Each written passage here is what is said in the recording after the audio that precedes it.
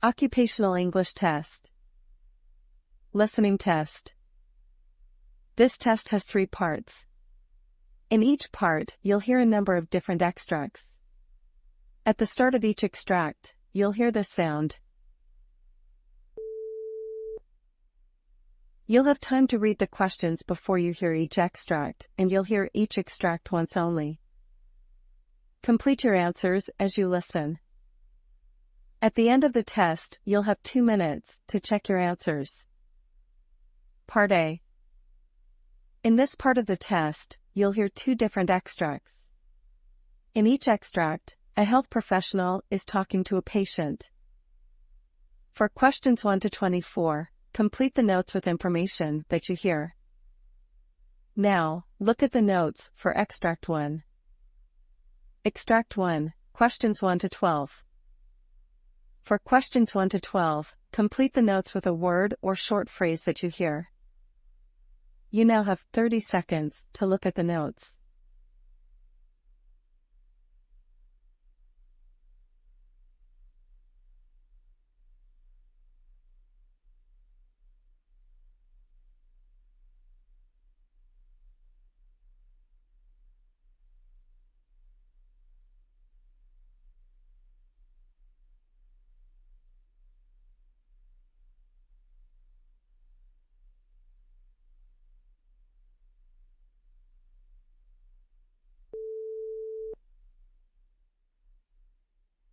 Good afternoon, Mr. Johnson.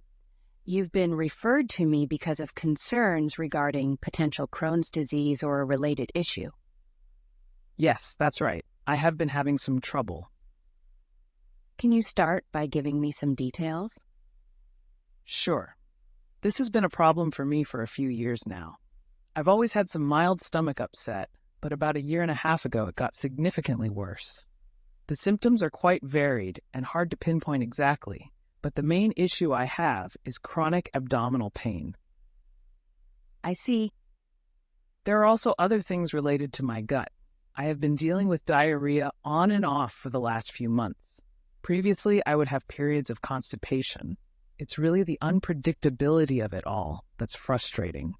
I can't plan my day without worrying about my stomach. Have you experienced any other symptoms unrelated to your stomach? Well, I have a recurring rash that tends to flare up, which I've heard can be related to Crohn's disease. I also frequently have joint pain, which often coincides with the abdominal discomfort. It took me a while to realize these might be connected to my stomach issues. Have you noticed any particular triggers for your symptoms? Actually, yes. I work in finance, which can be quite stressful. I'm currently facing a possible layoff due to a restructuring process, so there's a lot of anxiety. I can't help but think it's making my symptoms worse. How is this condition impacting your daily life? The biggest problem is that it's constantly on my mind unless I'm really busy with something else. It's also incredibly exhausting. By the time I get home from work, all I want to do is rest. I find it hard to sleep, though. I wouldn't say I'm depressed, but dealing with this does get me down. I understand you've looked into dietary causes for your symptoms. Can you elaborate? Yes, a dietitian I consulted told me that people with Crohn's often don't consume enough fiber, but I don't think that's my issue. I've been drinking more water and reduced my dairy intake, but I haven't noticed a significant improvement. I've also tried limiting my caffeine, but that didn't seem to have an effect. I even had food allergy tests done, but they didn't find anything significant. So my doctor doesn't think my diet is causing my issues. What medications have you tried so far? I've tried a drug called an anti-inflammatory, which my GP said would help reduce the inflammation in my gut. I can't say I've noticed a big difference, though. Have you tried any other medications? Well, I've been prescribed antidepressants. I didn't fully understand why, though. That type of medication can help regulate the nerve signals in your digestive system and reduce the muscle spasms. Have you found this medication to be helpful? Yes, I suppose so. It's definitely had some effect.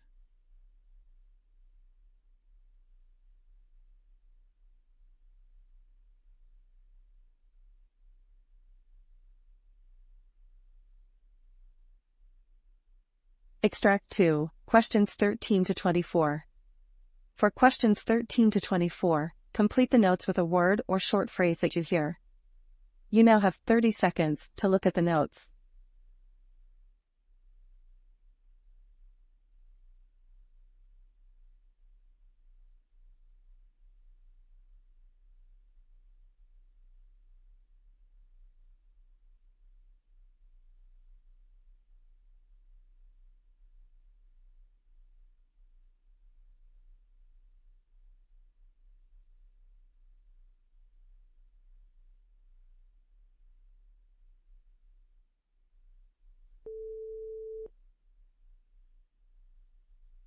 Hello, Mrs. Johnson. Nice to meet you.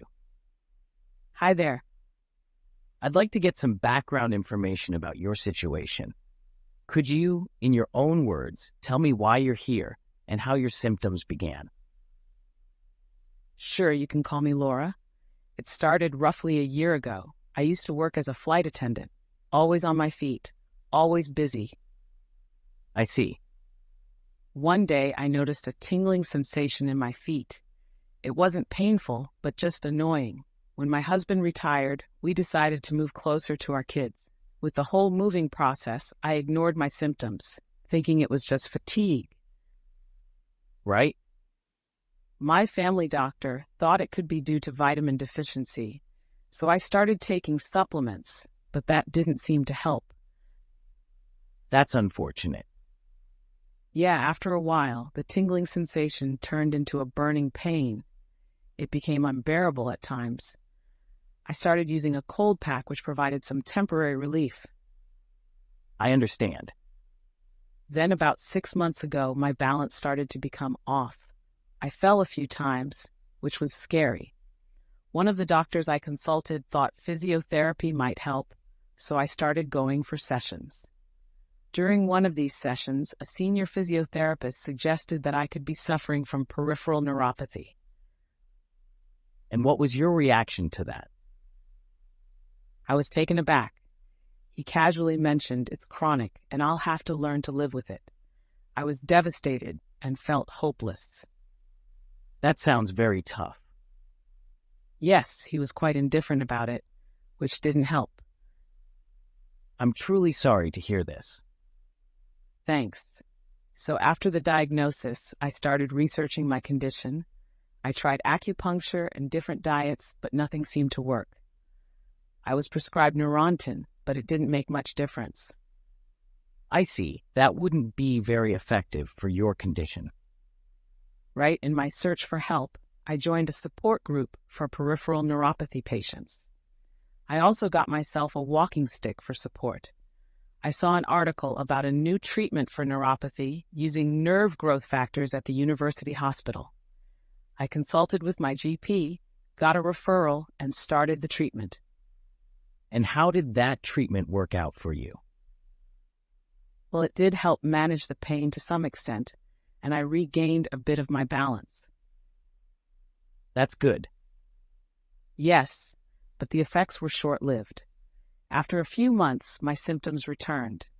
The second round of treatment wasn't as effective. I had a total of 7 treatments along with different medications, but my symptoms persisted. I started experiencing memory issues as well. I was then given a pain management plan involving self-administered painkillers. Finally, I saw something about a new type of surgery being done by a local neurologist in my support group's newsletter, and that's you. So here I am. Well, we will do everything in our power to assist you. Now, I just need to ask you a few more questions.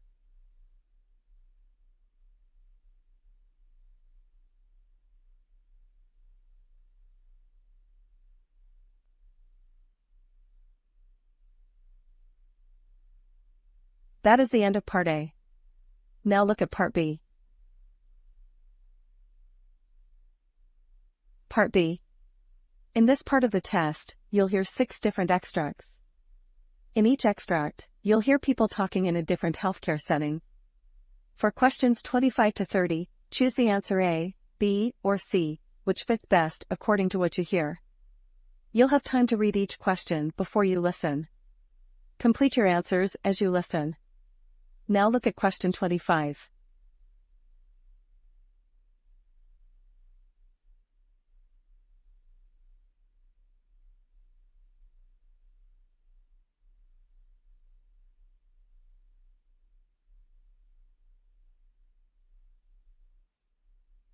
So you've been on this new diet for a week. How are you feeling overall? Pretty good, actually. I thought I'd feel hungry all the time or crave my usual snacks, but it's been better than I expected. I do feel a bit tired, though. That's normal. Your body is adjusting to the new nutrition intake. Now, let's discuss the food log you've kept this week and see how we can improve. Well, I've managed to follow the meal plans you gave me, but I'm worried about eating out. I'm not sure how to stick to the diet then. That's understandable, and it's a common concern. We can discuss strategies for eating out without sabotaging your progress. The meals taste great, but sometimes I feel a little bloated. I mean, it's nothing major, but it's uncomfortable. Are there certain foods that make you feel this way? Mainly when I have the whole grains. Let's give your system a little more time to adjust. It's normal in the beginning, but if the bloating persists, we may need to tweak your plan.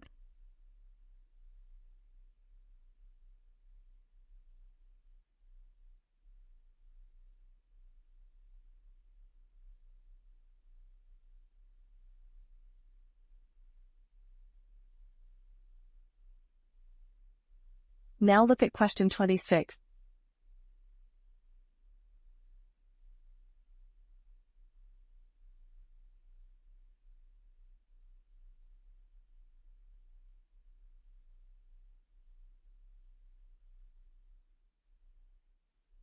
Linda, could you assist me with the patient in room 7? The gentleman who had a knee replacement last week? Yes, I remember him. He's due to start more intensive therapy today, right? Is he still experiencing significant discomfort during the sessions? He's doing better than expected on that front, but he's struggling with some of the exercises. He's getting a bit frustrated. Well, it's good practice to have 2 of us there for these early sessions. I heard his surgeon was concerned about his range of motion at the last checkup.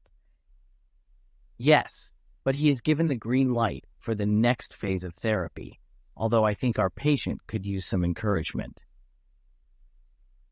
Agreed. I'll review his pain management and see if any adjustments need to be made before we push him a bit further.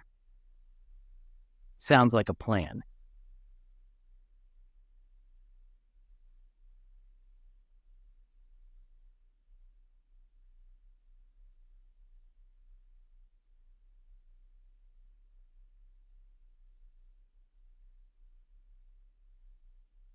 Now look at question 27.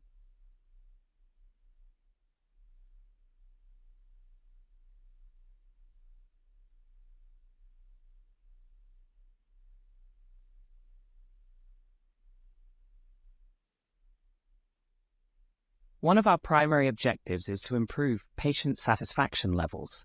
We recently introduced a digital feedback system called Your Voice.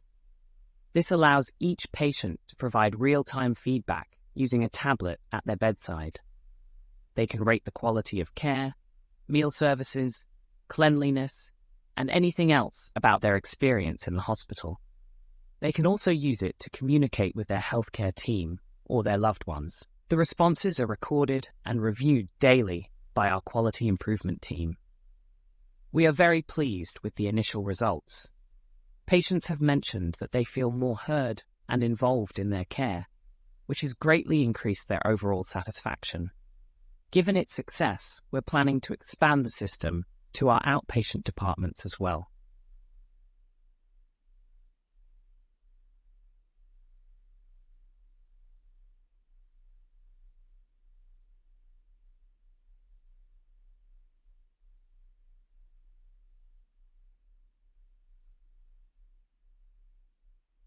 Now look at question 28.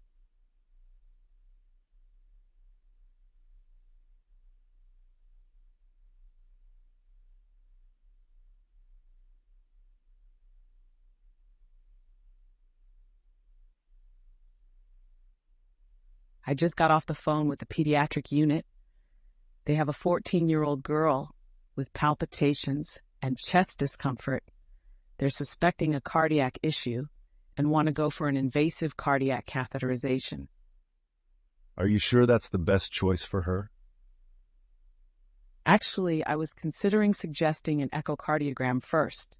It's non-invasive and can provide good insights into her heart's function and structure. Any drawbacks to using the echo over the catheterization in this case? Are we risking missing any details? Well, the echocardiogram might not be as comprehensive as a catheterization, but considering her age and the non-specific symptoms, it seems like a safer initial approach. Right, we could avoid unnecessary risks for the child. But if the echo doesn't give us a clear picture?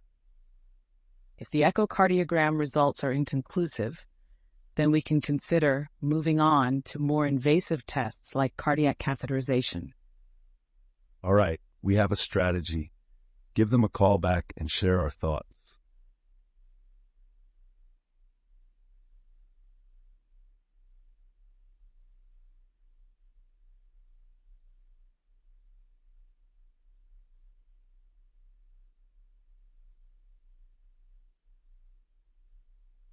Now look at question 29.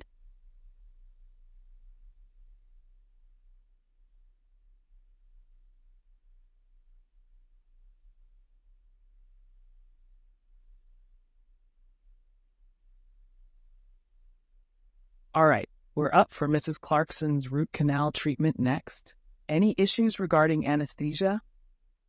We don't anticipate any problems. She's generally healthy, although she does have mild asthma. Her asthma is well managed, and she hasn't had any recent flare-ups. Her BMI is 28, so... Will we need additional support for her? it shouldn't be necessary. What about the post-operative management regarding her asthma? She's regularly taking her inhalers and will have a nebulizer on standby if needed. I remember from her last extraction that she had severe anxiety, resulting in a lower pain threshold. Perhaps we should consider conscious sedation.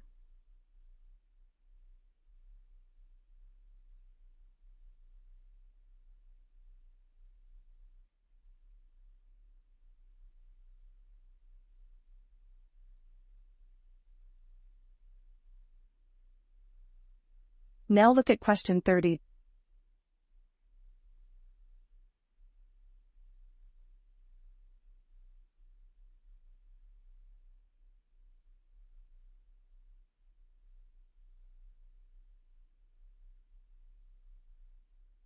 We are considering new strategies to enhance the efficiency of healthcare delivery in our region.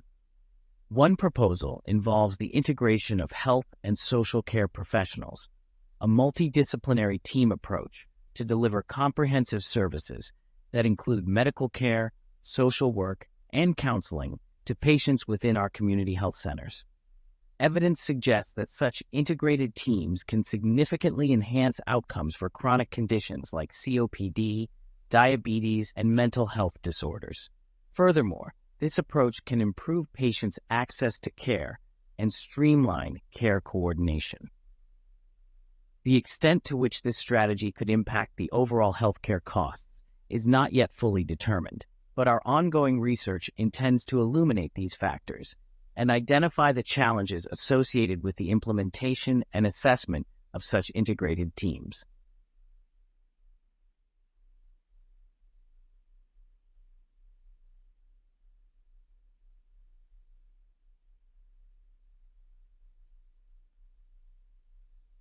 That is the end of Part B. Now look at Part C.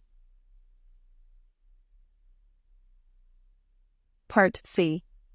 In this part of the test, you'll hear two different extracts. In each extract, you'll hear health professionals talking about aspects of their work.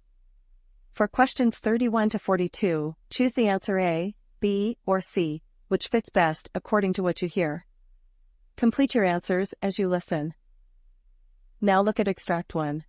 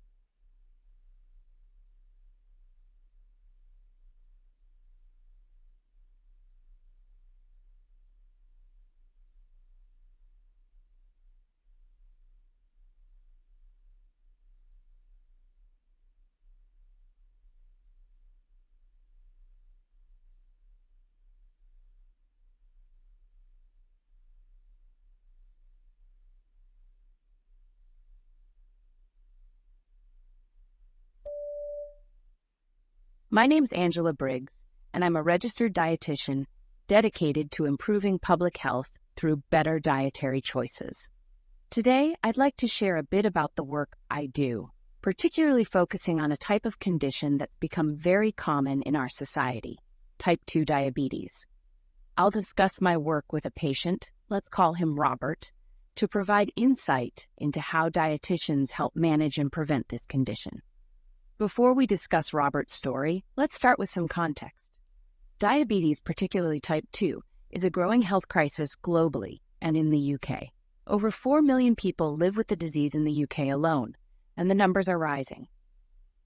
One of the major reasons for this increase is our modern lifestyle, characterized by a sedentary routine and poor dietary habits, leading to obesity, a significant risk factor for developing type 2 diabetes.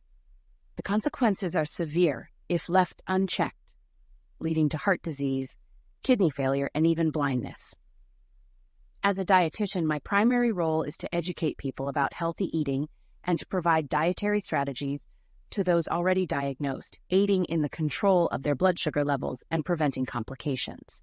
Now let me share Robert's story with you.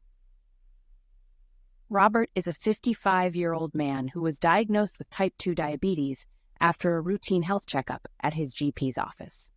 Like many others, Robert had been living with the disease unknowingly, as symptoms can often be mild or non-existent until the condition has progressed. When he was first diagnosed, he felt overwhelmed and scared, not knowing how his life would change or how he could manage his condition. That's when I was introduced to Robert to assist him in navigating the dietary changes he would need to make. Our initial meetings focused on educating Robert about diabetes and its relation to his diet. We discussed how certain foods impact blood sugar levels and how to balance meals for steady glucose control. Robert's diet was high in processed foods and sugary drinks, a common pattern in many Western diets. Together, we formulated a plan to gradually replace these with healthier alternatives, introducing more whole foods, lean proteins, and fiber-rich foods into his diet. One of the challenges in managing diabetes is adhering to a dietary plan, especially when dealing with cravings or social situations. Robert expressed concerns about feeling deprived and missing his favorite foods. To tackle this, we worked on strategies to include his favorites in moderation and healthier versions of these foods. I also taught him how to read food labels, which is crucial in understanding what's really in the foods we eat. The response to dietary changes varies greatly among patients. Some, like Robert, are willing to make changes but struggle with adherence over time, while others may be resistant to changing their eating habits. Some may experience frustration with the slow progress or feelings of deprivation. This is why dietitians need to provide support, motivation, and practical strategies to each patient, helping them to overcome these challenges. Community-based initiatives such as diabetes education groups can be invaluable resources for patients. In these settings, patients can learn from and support each other, share experiences, and gain practical tips.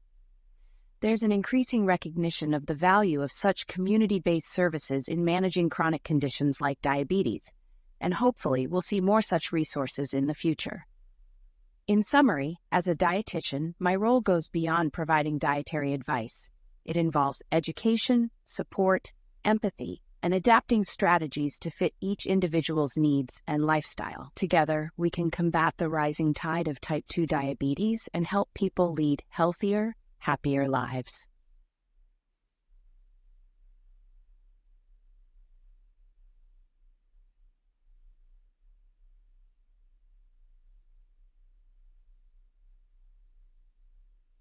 Now look at Extract 2. Extract 2, questions 37 to 42. You now have 90 seconds to read questions 37 to 42.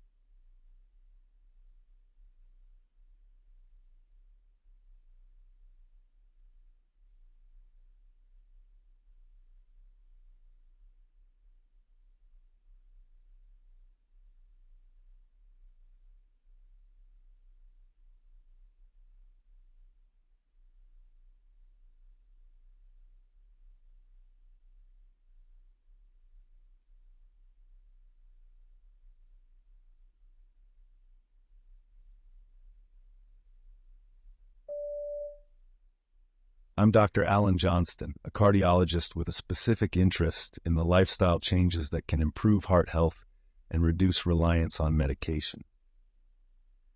The problem I'd like to address today is what I refer to as sedentary society syndrome. Most of us are aware of the images showing individuals suffering from heart diseases, often attributed to poor diet or genetics.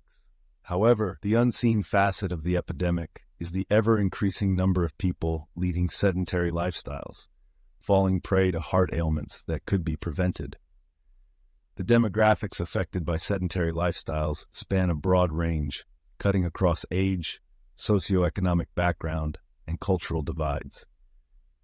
Many medical professionals tend to focus primarily on treating the symptoms of heart disease with medication, rather than working to prevent its root causes. The danger lies in this form of treatment not only masking the problem, but potentially leading to additional health issues. They need to investigate factors like physical inactivity, stress, and other lifestyle habits before writing a prescription for blood pressure or cholesterol-lowering medications. There has been a significant rise in prescriptions for heart-related medications over the last decade. The tendency for immediate symptom relief has overshadowed the importance of preventive measures. The time spent on patient counseling and encouragement to make necessary lifestyle changes is not commensurate with the gravity of the situation. It's not to say that these drugs are not beneficial, but they should be a second line of defense, not a substitute for a healthy lifestyle. Cardiovascular health is often oversimplified, with heart disease being seen as a direct result of high cholesterol or blood pressure. However, The heart is a complex organ that can be influenced by various factors such as exercise, diet, stress, sleep, and much more. Medical education is now taking into account the importance of a holistic approach to cardiovascular health, encouraging doctors to consider these factors before jumping to pharmacological interventions. As doctors, it's our responsibility to ensure that patients understand the potential harm they could be doing to their bodies by not leading an active life. It's essential to highlight the significant role that exercise and a healthy diet can play in maintaining cardiovascular health. While we have made strides in raising awareness about smoking and alcohol consumption, the issue of physical inactivity needs more attention. Let me share the story of a patient of mine. Let's call him Tom. Tom was in his late 40s, overweight, and suffering from hypertension and high cholesterol. He had a desk job and very little physical activity.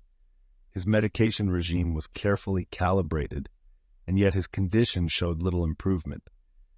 The real issue was his lifestyle. His reliance on medication became a crutch that enabled him to continue with his sedentary habits without fear of immediate repercussions. Tom is now on a path to recovery, but not because of increased medication. He finally acknowledged the need to take responsibility for his health. With proper guidance and support, he introduced daily exercise into his routine and adopted a healthier diet. His medication has been reduced significantly, and his overall health has improved dramatically. The key is to promote preventive measures. Tom's previous doctors had focused primarily on treating his symptoms, neglecting to discuss the crucial role of lifestyle changes. When Tom's condition didn't improve, it forced him to consider alternatives. His experience demonstrates the urgent need for the healthcare community to shift its focus from treatment to prevention. The truth is, many patients could avoid or delay the onset of cardiovascular disease by adopting a healthier lifestyle. Prevention isn't just better than cure. In many cases, it is the cure.